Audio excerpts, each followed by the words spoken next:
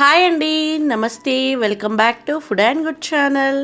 ఇవాళటి recipe వచ్చి Telangana special నువ్వుల ఆవకాయ అండి. చాలా చాలా బాగుంటుంది. ఈ ఆవకాయని ఎలా ప్రిపేర్ చేయాలో చూద్దాం.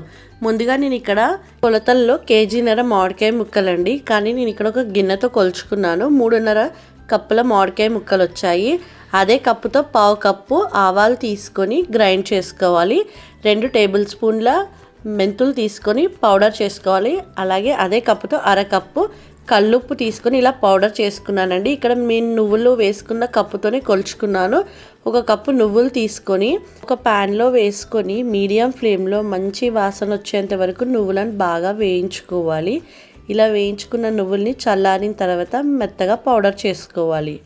ఇప్పుడు ఆవకాయ కోసం ఇక్కడ నేను 3.5 కప్పుల మామిడికాయ ముక్కల్ని తీసుకొని తుడుచుకొని వీటిని ఒక 1 అవర్ పాటు ఫ్యాన్ గాలికి ఎండబెట్టానండి వీటిని. ఇప్పుడు ఈ ముక్కలన్నీ కూడా ఒక వెడల్పాటి గిన్నెలోకి తీసుకొని 1 టేబుల్ స్పూన్ పసుపు, ఇక్కడ నా దగ్గర నువ్వుల నూనె అవైలబుల్ లేదు కాబట్టి నేను పల్లి నూనె వేసుకుంటున్నాను. మీ దగ్గర నువ్వుల నూనె ఉంటే నువ్వుల నూనెనే 1/2 కేజీ వేసుకోండి.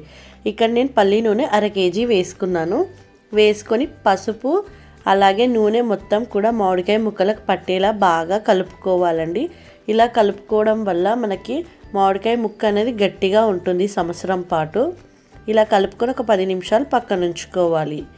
10 నిమిషాల తర్వాత ఇందులోనే మనం మెత్తగా గ్రైండ్ చేసుకున్న నువ్వుల పొడిని వేసుకోవాలి. వేసుకొని నువ్వుల పొడి అంతా కూడా మామిడికాయ ముక్కలకు పట్టేలా బాగా కలుపుకోవాలి.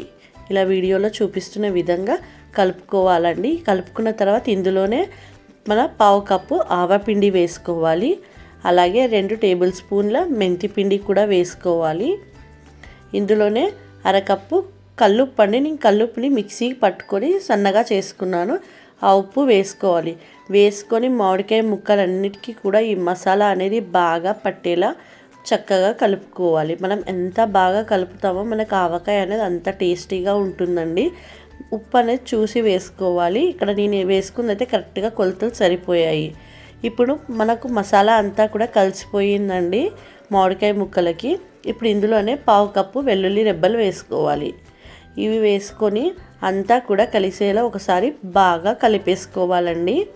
ఇంక ఇందులో ఏం యాడ్ చేసేది ఏమీ లేదు, తాలింపు ఏమి కూడా వేయమండి. ఇదంతా కూడా కలిపేసుకొని ఒక ఎయిర్ టైట్ డబ్బాలో మనం స్టోర్ చేసుకోవాలి.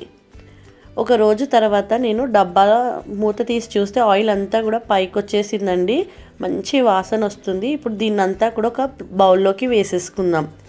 ఒక రోజు తర్వాత కలుపుతాం కదండి, అందుకే ఒక పెద్ద బౌల్లోకి వేసేసుకొని అంతా కూడా కలిసేలా బాగా కలుపుకున్నాను. అండ్ ఈ స్టేజ్లోనే మనం సాల్ట్ అలాగే ఆయిల్ అనేది చెక్ చేసుకోవాలి.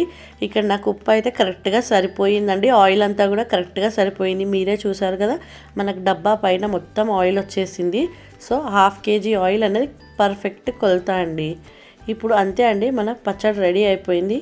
దీన్నంతా కూడా కలిపేసుకొని ఒక ఎయిర్ టైట్ డబ్బాలో స్టోర్ చేసుకుంటే మనకి సంవత్సరం పాటు నిల్వ ఉంటుందండి.